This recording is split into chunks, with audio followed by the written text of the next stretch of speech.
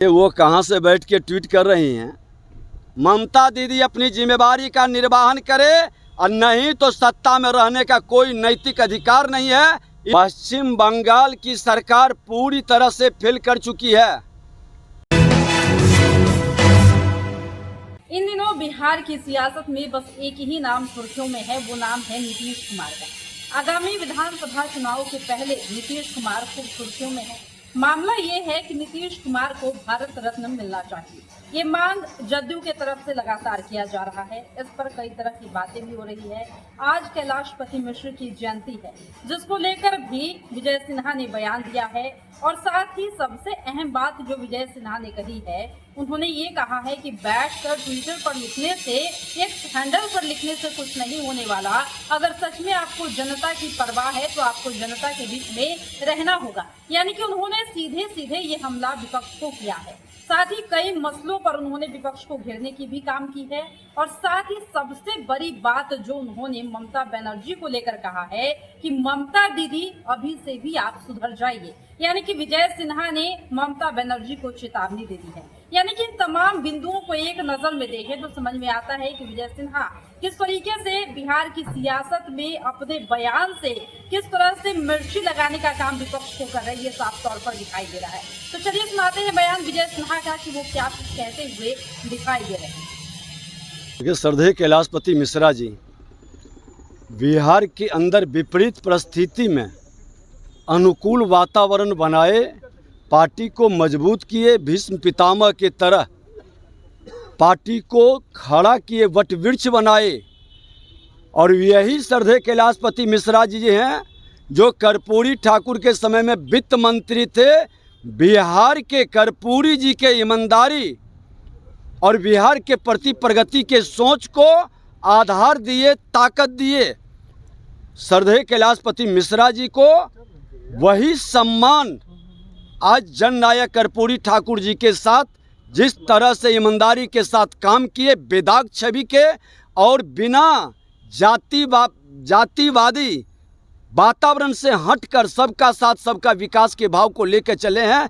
मैं इनके चरणों में श्रद्धांजलि अर्पित करते हैं। आज इनकी कमी खल रही है।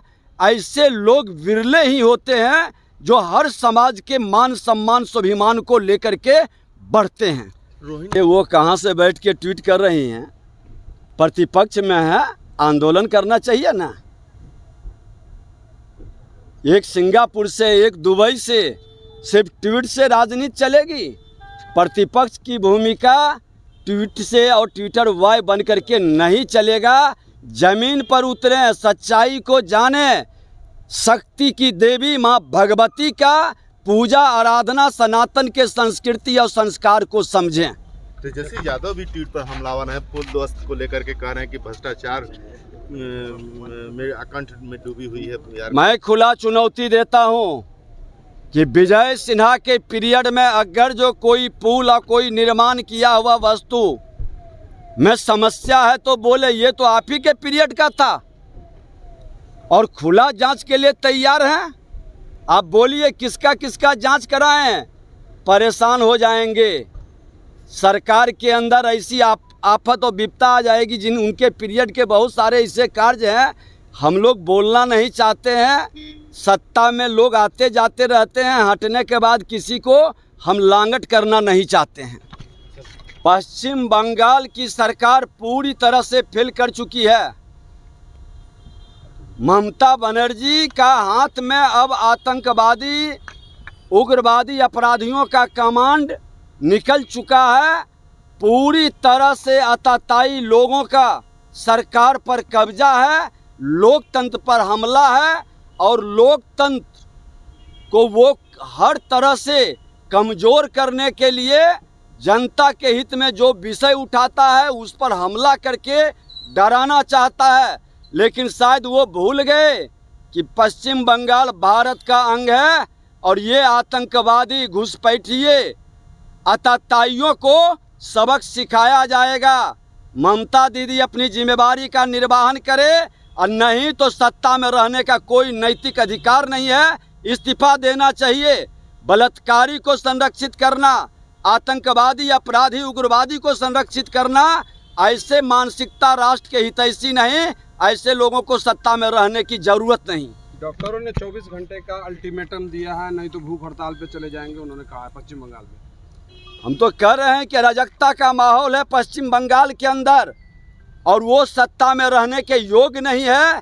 जो घुसपैठिए तुष्टीकरण की राजनीति से सत्ता इन किन प्रकार प्राप्त करते हैं, वो लोकतंत्र के लिए खतरा है। इससे लोगों को सत्ता से हटाने के लिए हर संवैधानिक पद पर बैठे व्यक्ति को विचार करना चाहिए। हरियाणा में चुनाव आज हो रहे हैं, उसको लेकर लोकतंत्र का महापर्व हरियाणा के अंदर चल रहा है। जनता निश्चित तौर पर लोकतंत्र के महापर्व में हर लोग भागीदारी करे, राष्ट्र के हित में सबका साथ सबका विकास का जो भाव लेके चलता है, ये विश्लेषण करके निर्णय करे।